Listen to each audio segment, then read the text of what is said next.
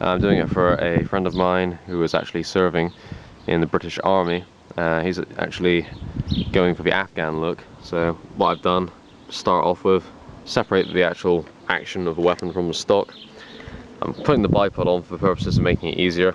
This one here being a Nico Sterling bipod. Okay, very simple traditional Harris style mechanism, push to extend, and obviously you just flip down.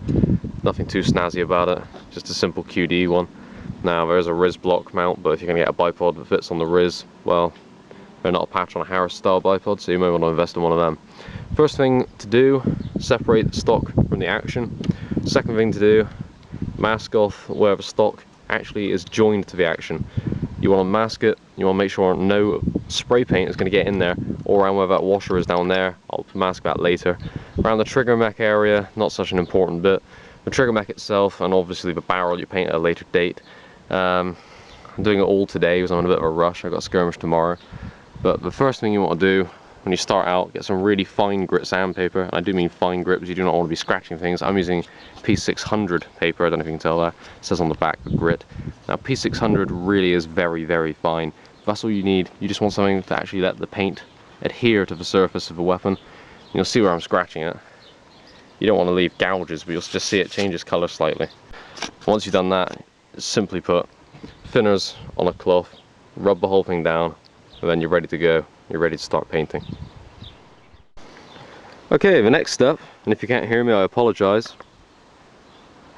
I'm pretty suited up here. Krylon, I will say this, is known to cause cancers and other birth defects and horrible things, so you must wear a mask, and I'd probably advise also wearing something to cover your eyes with. Once you've gone over your rifle, you'll notice a small scratching along it, but not deep scratching. That's just there to let the paint adhere.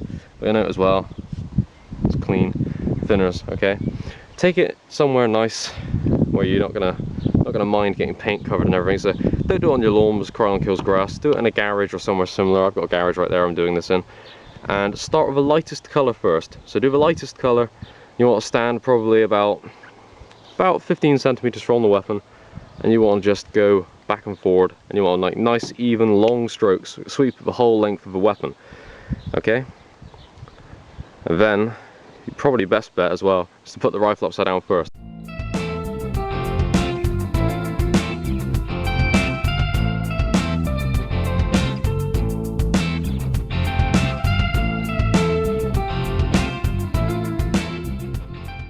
Okay, the next step is you want to go to the bottom of your magazine, the Riz block on the front of the rifle, the end cap, okay, take it off, put it that way up and just give it one dusting of tan or khaki. If you have a flash hider and you have an adapter, come over here and take a look. Here's the action of a weapon. I'm going to remove the bolt for painting. I'm not going to mask it. I'm going to go the whole hog. I'm just going to remove it. Do not, for Christ's sake, get any paint anywhere where your feed mechanism is. Do not get it in the mag release. Okay, that spring there is delicate. Don't get it in the hop adjusting screw. Don't get it in any other screws.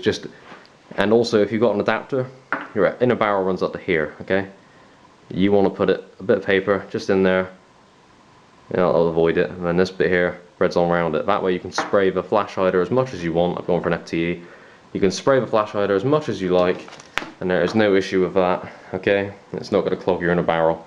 Usually, ordinarily, I would say take the inner barrel out, but I'm not really got much time today. I'm kind of hard pressed for time. I'm going to take the action apart though. That's just simple stuff, so you don't need to worry about any of that. And I will go and spray the rest of the body now in tan. Once you're done with the tan, I'm really running out of time here. Once you're done with the tan, you build up and you go up through the lighter colours, and at the end, okay, you put black on, and then you put on the clear, okay. And this stuff is a seal. It's a Krylon sealing stuff. Okay, it dries in 10 minutes or less. That's a claim, but it's not chip resistant. Neither is a paint for about 24 hours. Between layers, you want to allow about 15 minutes. That's why I'm strapped for time. You do black last to add shadow, and if you're going to use stenciling, always remember nets are really good. Or if you've got an old tennis racket or badminton racket, that's a really good portable net, and that actually looks really good. So it may be an idea. If you're at a jumble sale or something, or a garage sale, go out and buy a very cheap, crappy badminton racket you're not going to worry about. Believe me when I say a crappy badminton racket is really good for painting. So, yeah, use your selection of paints. And I'll put up a few little pictures at the end to see what I've done. But time is ticking, time is of the essence. I have to be out of here by 3 o'clock. So I will see you on the flip side. Thanks for watching, and I'll put up pictures at the end. Once you're done painting, get some cellulose thinners, bit of kitchen roll, just wipe down any rough patches till you're left with the finished article. Should be quite simple, and make sure whatever you do, you get any threads. Threads should never have paint on them. Neither should turrets with scopes. I've masked mine off. In the event that there is any overspill, as it were, you just, grab some thinners, put on a bit of paper, rub it off. And if you get any on the lens, don't put thinners on if it's a coated lens. Best thing to do is to use water and just rub at it, but don't use anything too abrasive, just use a very, very fine cloth, lens cleaning cloth preferably.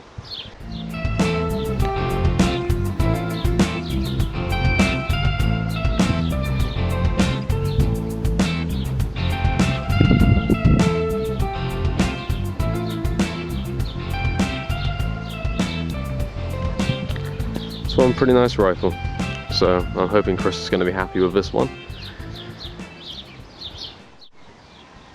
So yeah, nice bit of kit.